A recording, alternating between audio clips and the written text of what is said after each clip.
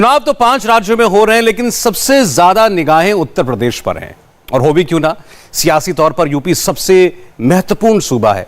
सबसे ज्यादा विधानसभा सीटें, सबसे ज्यादा लोकसभा सीटें।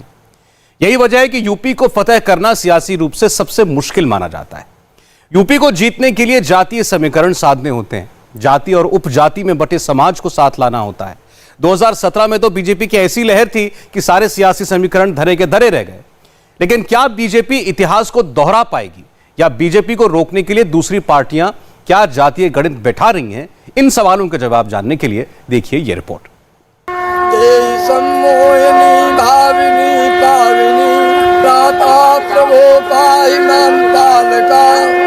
रक्ष संसार रक्षा विधो दक्ष का।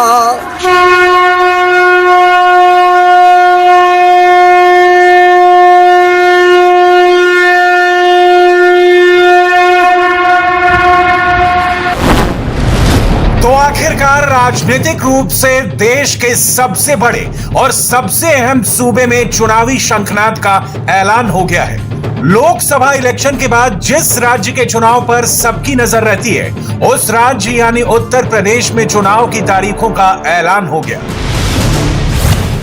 उत्तर प्रदेश में 7 चरणों में चुनाव होगा। 10 फरवरी से 7 मार्च तक वोटिंग होगी और 10 मार्च को नतीजों का ऐलान होगा। तो अब सबसे बड़ा सवाल यह है कि 10 मार्च को किसके सिर सजेगा यूपी के मुख्यमंत्री का ताज। मुख्यमंत्री पद की रेस में फिलहाल 3 ही नेता हैं। पहले हैं मौजूदा मुख्यमंत्री योगी आदित्यनाथ, दूसरे हैं अखिलेश यादव और तीसरी हैं मायावती।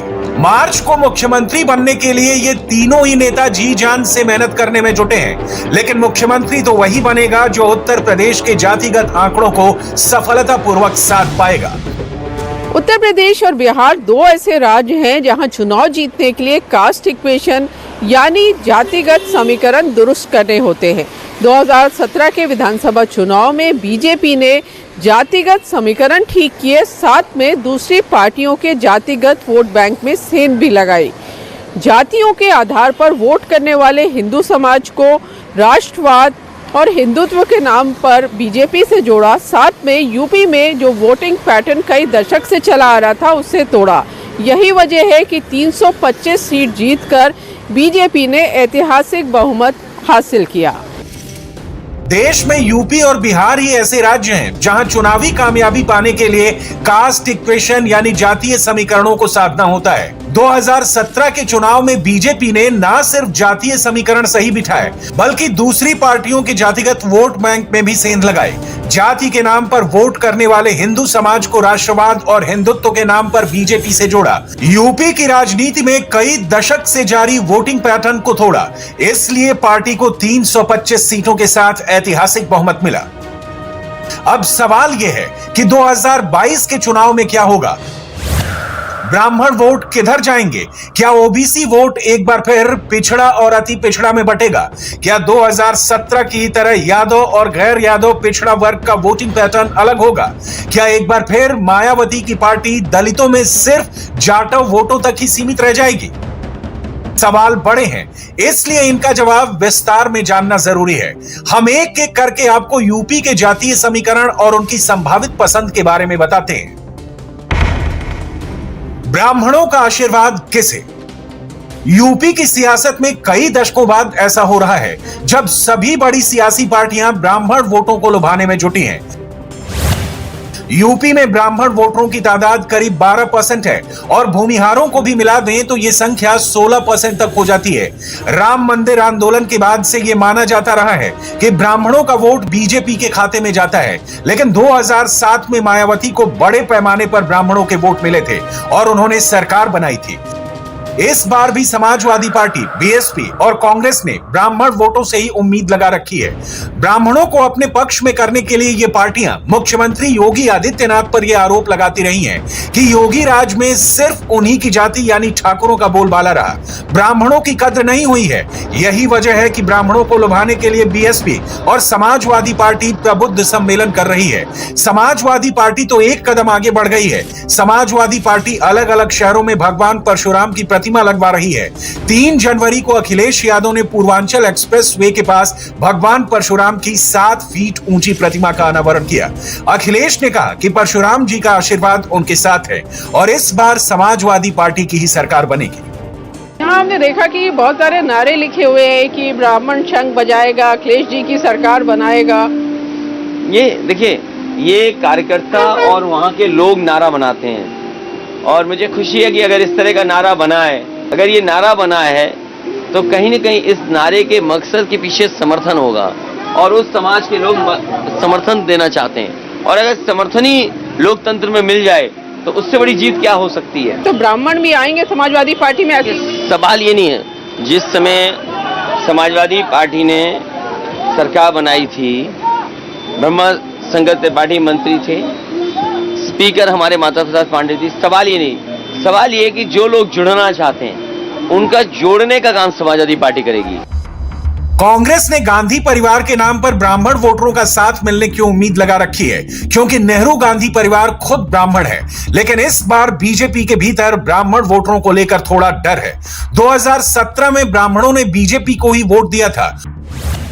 मौजूदा विधानसभा में कुल 58 ब्राह्मण विधायक हैं। बीजेपी के 46, बीएसपी के 3, एसपी के 3, निर्दलीय 2, अपना दल के 1, कांग्रेस का 1 विधायक ब्राह्मण है। इतना ही नहीं, योगी सरकार में 10 ब्राह्मण मंत्री हैं। फिर भी बीजेपी इस बार ब्राह्मण वोटरों को लेकर कोई चांस नहीं लेना चाहती।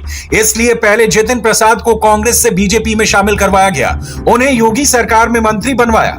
यही नहीं, पूर्व केंद्रीय मंत्री शिव प्रताप शुक्ला की अध्यक्षता में एक ब्राह्मण कमेटी भी बनाई जो घर घर जाकर ब्राह्मणों को मनाने का काम करेगी। इसके अलावा समाजवादी पार्टी के भगवान परशुराम प्रेम का जवाब बीजेपी उसी अंदाज में दे रही है। बीजेपी ने भी लखनऊ में परशुराम की प्रतिमा लगाई। ये प्रतिमा प्रयागराज से बीजेपी की सांसद और बीजेपी की ब्राह्मण नेता रीता बहुगुणा जोशी के बेटे ने लगवाई। रीता बहुगुणा जोशी ने कहा कि अखिलेश यादव और समाजवादी पार्टी का परशुराम प्रेम चुनावी है, जबकि बीजेपी ने हमेशा इनको सम्मान दिया है, फिर चाहे वो भगवान राम हो या भगवान परशुराम। भारतीय जनता पार्टी सब समाज की बात करती है। अभी आपने देखा कि हम लोगों ने अनुसूचित जाति का, पिछड़ों का, वैश्यों का, क्षत्रियों का और ब्राह्मणों के बीच में भी संवाद स्थापित कर रहे हैं। लोकतंत्र में संवाद सबसे बड़ा विषय होता है। 16% ब्राह्मण है उत्तर प्रदेश में और हमेशा अग्रणी भूमिका में रहे राजनीतिक रूप से, तो और समाज की चेतना भी सबसे ज्यादा उन्हीं की है। देखिए, वो उनका तो चुनावी स्टंट है, क्योंकि जब भी सत्ता में आए ना उन्होंने धार्मिक स्थलों के लिए, ना उन्होंने महापुरुषों के लिए और ना ही सर्वजातीय काम किया। एक जाति को आगे बढ़ाकर और सब कुछ उसको देने का प्रयास किया, तभी उनकी स्थिति ये रही कि वो गिरकर 47 सीटों पर विधानसभा में आए। यूपी में इस बार जिस तरह ब्राह्मण वोटरों के लिए मारामारी मची है, उससे ऐसा लग रहा है कि सभी राजनीतिक दल ये मानकर चल रहे हैं कि ब्राह्मणों ने अभी इस बात का मन नहीं बनाया है कि किसे वोट देना है। हालांकि सबकी अपनी अपनी डिमांड है। चुनाव के मौके पर जैसे अभी अखिलेश यादव भी गए थे, भगवान परशुराम की मूर्ति में पूजा अर्चना की। आज यहाँ बीजेपी के उप मुख्यमंत्री से लेके जो बाकी ब्राह्मण मंत्री, एमएलसी, एमएलए आए। जी हाँ। तो चुनाव में इसका कुछ असर पड़ेगा? ब्राह्मण वोट इन पार्टियों के पास जाएगा? हाँ, बिल्कुल पड़ेगा। हमारा तो पूरा क्षेत्र, हर जाति का व्यक्ति यदि भगवान परशुराम की जन्मस्थली को जलालाबाद के स्थान पर परशुरामपुरी घोषित कर दिया जाए तो पूरा क्षेत्र, सारे वर्ण, समस्त चारों वर्ण भगवान परशुराम जी के नाम पर अपनी सरकार को वोट करेंगे। पिछड़े वर्ग की पहली पसंद कौन? यूपी में सत्ता की चाबी ओबीसी वोटर के पास ही है, लेकिन मुश्किल यह है कि ब्राह्मण, दलित और मुस्लिमों की तरह पिछड़ा वर्ग के वोटर कभी भी एक साथ एक पार्टी के पक्ष में वोट नहीं करते। यानी ओबीसी को किसी खास पार्टी का वोट बैंक कहना मुश्किल है। और इसकी सबसे बड़ी वजह यह है कि ओबीसी में भी बहुत सारी सब कास्ट हैं, यानी अलग अलग जातीय समूह हैं और सबकी प्राथमिकताएं अलग अलग हैं। 1931 के बाद से ओबीसी वर्ग की अलग से जनगणना नहीं हुई। अब ओबीसी समाज से जुड़े लोग अपनी अपनी जाति की अलग जनगणना की मांग कर रहे हैं। हालांकि केंद्र सरकार ने साफ कर दिया है कि अगली सेंसस में भी जातीय जनगणना नहीं होगी, लेकिन विधानसभा चुनाव में जातीय जनगणना बड़ा मुद्दा बन सकती है। 2001 की सामाजिक न्याय समिति की रिपोर्ट के मुताबिक यूपी में 54% ओबीसी आबादी है। लेकिन बीजेपी जातीय जनगणना को लेकर ज़्यादा चिंतित नहीं नजर आती, क्योंकि बीजेपी को लगता है कि ओबीसी वोटर कभी एक मुद्दे पर वोट नहीं करता।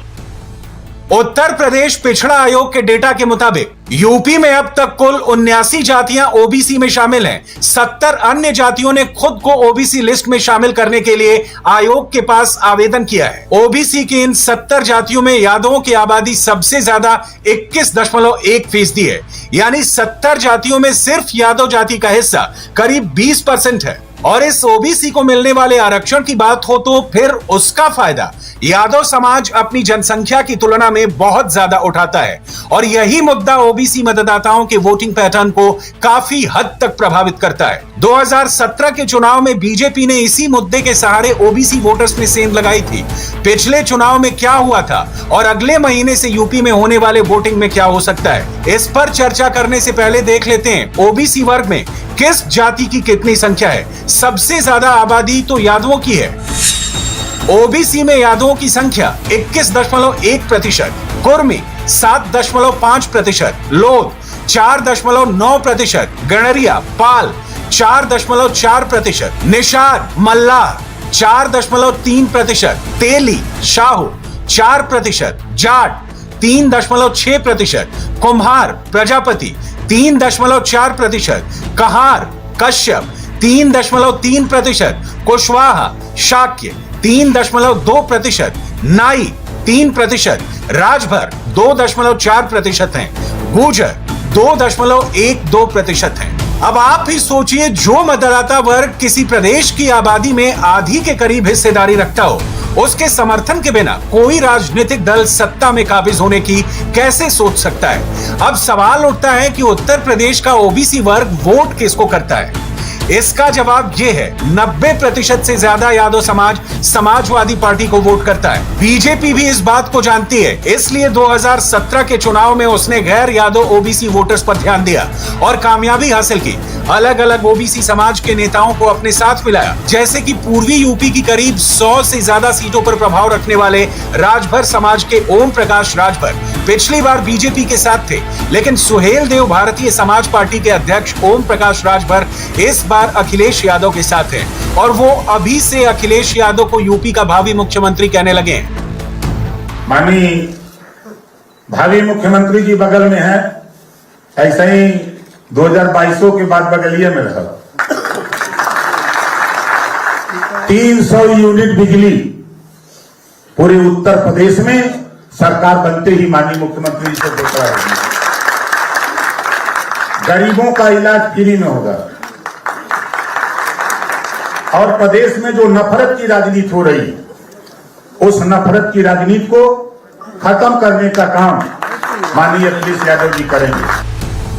बीजेपी के लिए इस बार पूर्वी उत्तर प्रदेश बड़ी चुनौती साबित हो सकता है। ओम प्रकाश राजभर के साथ गठबंधन टूटने के बाद लोकसभा चुनाव में बीजेपी को कामयाबी तो मिली थी, लेकिन विधानसभा चुनाव में हालात मुश्किल साबित हो सकते हैं। इसलिए बीजेपी ने राजभर समाज के वोटरों को अपने पक्ष में करने के लिए एक बड़ा दांव चला। योगी सरकार ने राजभर समाज के सबसे बड़े प्रतीक माने जाने वाले राजा सुहेल देव के नाम पर आजमगढ़ में एक यूनिवर्सिटी बनाने का ऐलान कर दिया। अभी हम लोगों ने प्रदेश में कुछ विश्वविद्यालय बनाए। आजमगढ़ में हम विश्वविद्यालय बना रहे हैं महाराज सुहेल देव के नाम पे। महाराज सुहेल देव 11वीं सदी में पैदा हुए थे, बड़े पराक्रमी राजा थे, और उस समय उन्होंने विदेशी आक्रांताओं की कुटिलता को पहचाना था। सालार मसूद को पूरी सेना के साथ कुचलने का कार्य अगर किसी ने किया था, महाराज सुहेल देव ने किया था। 1000 वर्षों तक कोई उनका नाम यानी उनका नाम नहीं लेता था, उनके अनुयायियों को वोट बैंक के रूप में उपयोग करते थे। हमने महाराज सुहेल देव के नाम पर आज विश्वविद्यालय का निर्माण हम लोग आजमगढ़ में कर रहे हैं, और मेडिकल कॉलेज का निर्माण हम बहराइच में कर चुके हैं, और उनका भव्य स्मारक बहराइच में हमारी सरकार बना रही है।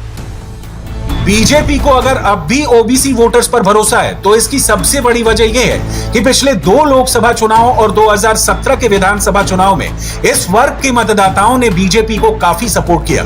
एक सर्वे के मुताबिक 2014 और 2019 के लोकसभा चुनाव में यादव, कुर्मी और जाट को छोड़कर ओबीसी में शामिल अन्य जातियों के 60% मतदाताओं ने बीजेपी को वोट किया। बात अगर 2017 के विधानसभा चुनाव की करें, तो ओबीसी वर्ग के 47% मतदाताओं ने बीजेपी को वोट दिया। समाजवादी पार्टी को 29%, जिसमें से करीब 20% तो यादव ही थे और बीएसपी को ओबीसी के 9% वोट मिले थे। यही वजह है कि ओम प्रकाश राजभर के साथ छोड़ने के बावजूद बीजेपी को लगता है कि ओबीसी मतदाताओं का एक बड़ा वर्ग उसके साथ रहेगा। गैर यादव पिछड़े वर्ग के नेताओं को बीजेपी ने अपने साथ रखा है। शाक्य समाज से आने वाले केशव प्रसाद मौर्य यूपी के डिप्टी चीफ मिनिस्टर हैं, तो अपना दल की अनुप्रिया पटेल के सहारे कुर्मी वोटरों को साथ रखने में अब तक कामयाबी मिली है। निषाद और मल्लाह समाज की जिम्मेदारी निषाद पार्टी के अध्यक्ष संजय निषाद के पास है। संजय निषाद ने तो चुनाव तारीखों के ऐलान के साथ ही अपने प्रचार का कार्यक्रम भी क्लियर कर दिया है। उनका कहना है कि बीजेपी ही ऐसा राम राज्य ला सकती है जिसमें सभी वर्ग के लोग एक साथ विकास कर सके। 13 जनवरी को आज फैजाबाद में, इलाहाबाद हो चुका, गोरखपुर हो चुका और क्षेत्रों में हो चुका। 13 जनवरी 2021 का संकल्प दिवस फैजाबाद के उस ऐतिहासिक जगह पर जहां कभी एक गुरुकुल हुआ करता था, एक गुरुकुल, हर गुरुकुल में एक कुल के लोग पढ़ते थे, लेकिन अयोध्या में एक ऐसा गुरुकुल था जिसमें 2 कुल के लोग पढ़ते थे, एक रघुकुल और एक निषाद राजकुल के, जिस रामराज आया था उसमें फिर से पूरे प्रदेश के निषाद पार्टी के निर्बल इंडियन शोषित हमारा आमदल के सभी कार्यकर्ता उस गुरुकुल में पढ़ने आ रहे हैं कि फिर से ऐसी राजनीति हो, ऐसा लोकतंत्र की स्थापना जो हुई है उसकी फिर से ऐसे लोग चुन के जाएं उत्तर प्रदेश की इस अदालत में, जहां से उस संविधान के पूरे पन्ने को सभी जाति, सभी धर्म, सभी वर्गों के लिए चुना जा सके। संजय निषाद फिलहाल हर वो बात कह रहे हैं जो बीजेपी को अच्छी लग रही है। इसके साथ साथ वो समाजवादी पार्टी, बीएसपी और कांग्रेस पर निशाना साध रहे हैं। वो उन घटनाओं की याद दिला रहे हैं जब केंद्र में कांग्रेस की और यूपी में बीएसपी और समाजवादी पार्टी की सरकार थी और निषाद समाज के लोगों पर अत्याचार हुए थे। ये बोले तो बोले जिसके 72 छेद हो, ऐसे लोगों के मुंह से शोभा नहीं देता है कि अगर आरक्षण नहीं तो वोट नहीं, आरक्षण नहीं तो वोट नहीं, निषादों के साथ ऐसा हुआ। तो मैं इस पीसी के माध्यम से अपने इस समुदाय जो 578 जातियां, उन्हें हम एक आगाह करता हूं कि इनके कांग्रेस के विश्वासघात को मत भूलो कि जिन्होंने तुम्हारी फाइल को गायब करा दी। उस अंथा सेमेन कमेटी के रिपोर्ट को कूड़ेदान में डाल दिया। 8 घंटे 16 मिनट बहस कराया था, मीरा कुमारी ने उसको कूड़ेदान में डाल दिया। समाजवादी पार्टी ने ऐसा काम किया कि आरक्षण के मुद्दे पर मैं एक आवाज उठा रहा था। संत कबीर नगर में, कसरवल में रेल पर जो केंद्र सरकार की जमीन होती है, वहां उत्तर प्रदेश सरकार ने 1 घंटे के अंदर गोली चलवा दी, मेरा एक भाई मारा गया, 37 लोग जेल में गए, उन्हें पिटाई हुई, 302 का फर्जी मुकदमे दाखिल हुए। संत कबीर नगर की महिलाओं के ऊपर तांडव हुआ, नंगे नाच करके उन्हें नंगा करके पीटा गया, बच्चों को कान बहरे हो गए, उन्हें 1 महीना खाने नहीं दिया गया। आज आरक्षण की आवाज उठाने पर 60 गाड़ियां हमारी जला दी गई। 1 साल तक हम लोग किस तरीके से बदल रहे, तो आज उनकी जुबान से शोभा नहीं देता है कि आरक्षण नहीं तो वोट नहीं। जब उनके इस देश में 30 साल से हुकूमत थी सपा और बसपा की, तो इन जातियों के लिए तब नहीं याद आया आरक्षण की हम देंगे, आज नहीं याद आया निषाद राज का हम मूर्ति लगाएंगे, तब नहीं याद आया फूलन देवी की मूर्ति लगाएंगे।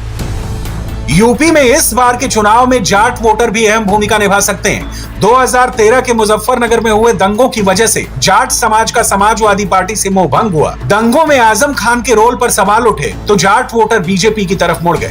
2014 के चुनाव में तो 77% जाट मतदाताओं ने बीजेपी को वोट किया। 2017 के विधानसभा चुनाव में भी जाट और गुर्जर वोट बीजेपी के साथ रहे। वेस्ट यूपी की 136 विधानसभा सीटों में से 109 सीटों पर बीजेपी ने ऐतिहासिक जीत हासिल की। यही ट्रेंड 2019 के लोकसभा चुनाव में भी जारी रहा। एसपी, बीएसपी और आरएलडी के गठबंधन के बावजूद बीजेपी को वेस्ट यूपी की 27 में से 19 सीटें मिली। लेकिन 2020 में शुरू हुए किसान आंदोलन के बाद तस्वीर थोड़ी बदली है। इस किसान आंदोलन में पश्चिमी उत्तर प्रदेश के किसानों ने भी बढ़ चढ़कर हिस्सा लिया। राकेश टिकैत तो किसान आंदोलन के बड़े नेता बनकर उभरे और वो साफ साफ कह चुके हैं कि विधानसभा चुनाव में वो बीजेपी के खिलाफ प्रचार करेंगे। अखिलेश ने भी अपने लिए मौका देखते हुए राष्ट्रीय लोकदल के अध्यक्ष जयंत चौधरी से गठबंधन किया है और दोनों नेता दावा कर रहे हैं कि इस चुनाव में किसानों की नाराजगी बीजेपी को भारी पड़ने वाली है। उत्तर प्रदेश की जनता बदलाव चाहती है और ये तारीखें बदलाव की हैं। शुरुआत हो रही है 10 फरवरी से और 10 मार्च तक परिणाम आएगा। उत्तर प्रदेश की जनता बहुत दिनों से बदलाव का इंतजार कर रही थी। इतने दिनों में महंगाई बढ़ी है, बेरोजगारी बढ़ी है, किसानों पे झूठे मुकदमे लगे हैं, अल्पसंख्यकों के साथ भेदभाव हुआ है, नफरत की राजनीति हुई है। इन्होंने लगातार सरकार में बैठ कर के अधिकारियों के माध्यम से लोगों को सताया है। अब भारतीय जनता पार्टी का जाना तय है। इन्हीं तारीखों के लिए जनता इंतजार कर रही थी, किसान इंतजार कर रहा था, व्यापारी इंतजार कर रहा था, नौजवान इंतजार कर रहा था। 10 मार्च के बाद उत्तर प्रदेश से भारतीय जनता पार्टी का सफाया होगा। हालांकि मोदी सरकार ने दिसंबर 2021 में ही किसानों की मांगे मानकर उनका गुस्सा कम करने की कोशिश की है, लेकिन बीजेपी को भी इस बात का एहसास है कि 8 साल यानी 2014 के बाद से पहली बार उसके लिए पश्चिमी उत्तर प्रदेश की सियासी डगर मुश्किल साबित हो सकती है। इसलिए जाटों को लुभाने के लिए बीजेपी की तरफ से कोशिशें जारी है। इसी कड़ी में योगी सरकार ने जाट आइकन राजा महेंद्र प्रताप सिंह के नाम पर एक यूनिवर्सिटी बनाने का फैसला किया। देश की आजादी के दौरान 1915 में जब ये देश गुलाम था, तब भारत की एक अंतरिम सरकार का गठन अफगानिस्तान में रहकर करने वाले राजा महेंद्र प्रताप सिंह ये जाट आइकॉन थे और इन्होंने उस कालखंड में भारत की अंतरिम सरकार का गठन करके भारत की स्वाधीनता का बिगुल फूंका था। उनके नाम पर विश्वविद्यालय, कहते हैं अलीगढ़ विश्वविद्यालय के लिए ज्यादातर लैंड उन्होंने दी थी। एक भी शिलापट अलीगढ़ विश्वविद्यालय में उनके नाम का नहीं है। लेकिन महाराजा महेंद्र प्रताप सिंह के नाम पर विश्वविद्यालय की स्थापना हमारी सरकार ने अलीगढ़ में हम करने जा रहे हैं। ऐसे ही काकोरी कांड के जितने हीरो हैं, पंडित राम प्रसाद बिस्मिल, ठाकुर रोशन सिंह, अस्फाउल्लाह खां, इन सबके स्मारक को एक म्यूजियम के रूप में हम लोगों ने शाहजहांपुर में स्थापित किया है। बीजेपी को पूरी उम्मीद है कि किसान आंदोलन के दौरान पार्टी को लेकर वेस्ट यूपी के किसान और जाट समाज के लोगों के मन में जो भी नाराजगी होगी वो दूर हो जाएगी और जाट वोटर एक बार फिर उसे उसी तरह से सपोर्ट करेंगे जैसे अब तक करते आए हैं। बीजेपी की चिंता दलित वोटरों को लेकर है, क्योंकि इस बार वेस्ट यूपी में भीम आर्मी के नेता चंद्रशेखर उर्फ रावण भी अपना तेवर दिखा रहे हैं। यूपी के दलित किसके साथ? संख्या के लिहाज से देखें तो ओबीसी के बाद यूपी में सबसे ज्यादा संख्या दलित समाज के लोगों की ही है। एक जमाने में मायावती दलित समाज की सबसे बड़ी नेता हुआ करती थी। ओबीसी मतदाताओं की तुलना में शेड्यूल कास्ट के वोटर्स एकमुश्त होकर मायावती को वोट देते थे, फिर चाहे वो शेड्यूल कास्ट की कोई भी सब कास्ट यानी उप जातियां हों। लेकिन 2014 के बाद हालात बदल गए। 2014 के लोकसभा चुनाव में मायावती की बीएसपी का यूपी में खाता भी नहीं खुला और विकास के कॉकटेल से बीजेपी ने ऐसी लहर बनाई कि मायावती का दलित वोट बैंक खिल गया। यूपी में फिलहाल दलितों की आबादी करीब 21% है। इस 21% में सबसे बड़ी संख्या जाटवों की है।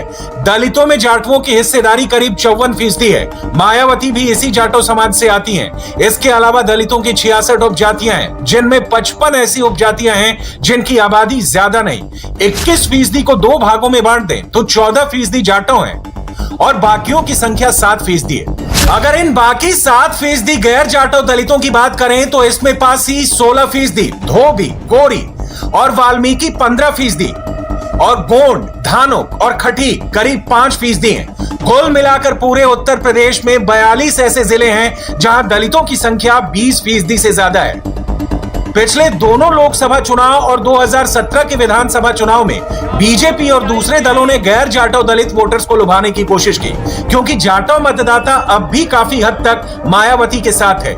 लेकिन इस बार बीजेपी के टारगेट पर जाटो वोटर भी हैं। जाटो वोटर इस बार काफी असमंजस में है और इसकी सबसे बड़ी वजह है अब तक मायावती का चुनावी कार्यक्रमों से दूर रहना। इस बार मायावती अब तक अपने घर के बाहर नहीं निकली और आज चुनाव आयोग ने चुनाव की तारीखों का ऐलान कर दिया। साथ में 15 जनवरी तक सभी तरह की रैलीज और रोड शो पर रोक लगा दी। मुख्यमंत्री योगी आदित्यनाथ हो या अखिलेश यादव, वो काफी दिनों से चुनाव प्रचार कर रहे हैं। शायद मायावती इस इंतजार में थी कि चुनाव की तारीखों का ऐलान होगा और बीएसपी का कैंपेन शुरू होगा, लेकिन अब अगले 1 हफ्ते तक तो कोई रैली या रोड शो नहीं हो पाएगा। ऐसे में सबसे ज्यादा चिंतित बीएसपी का कोर वोटर ही नजर आ रहा है। मायावती का कोर वोटर जाटो समाज रहा है। गैर जाटो मतदाताओं में तो बीजेपी सेंध लगा चुकी है। 2014 के लोकसभा चुनाव में मायावती की पार्टी का खाता भी नहीं खुला था। उस वक्त बीजेपी को गैर जाटो दलितों के 60% वोट मिले। जबकि 11% जाटव वोटरों ने भी बीजेपी के पक्ष में मतदान किया। अगर बीएसपी की बात करें तो 68% जाटव वोटरों ने उसे वोट दिया, जबकि गैर जाटव दलितों के महज 11% वोट उसे मिले। कमोवेश यही पैटर्न 2017 के विधानसभा चुनाव में जारी रहा। बीजेपी को 24% दलित वोटरों का साथ मिला, जबकि बीएसपी को 23%। राज्य की 85 रिजर्व सीटों पर बीजेपी को 40% वोट मिले, जबकि बीएसपी को 24%। यही वजह है कि बीजेपी की सीटें 300 के पार पहुंची और बीएसपी 19 पर ही सिमट गई। पिछले विधानसभा चुनाव में तो मायावती फिर भी काफी एक्टिव थी, लेकिन इस बार जिस तरह अभी तक उन्होंने खुद को राजनीतिक रैलियों से दूर रखा है, उसके बाद बीजेपी के साथ साथ दूसरी पार्टियां भी दलित वोटों में सेंध लगाने में जुट गई हैं। खासकर कांग्रेस, जिसे पिछली बार भी करीब 18% दलितों ने वोट दिया था। कुल मिलाकर लड़ाई ब्राह्मण, ओबीसी और दलित वोटर्स को ही लेकर है, क्योंकि मुस्लिम मतदाता तो पहले ही अपना मन बना लेता है और एक मुश्त वोट करता है। इंडिया टीवी हर वक्त हर जगह डाउनलोड करने के लिए सर्च करें India TV news Google play store या ऐप स्टोर पर।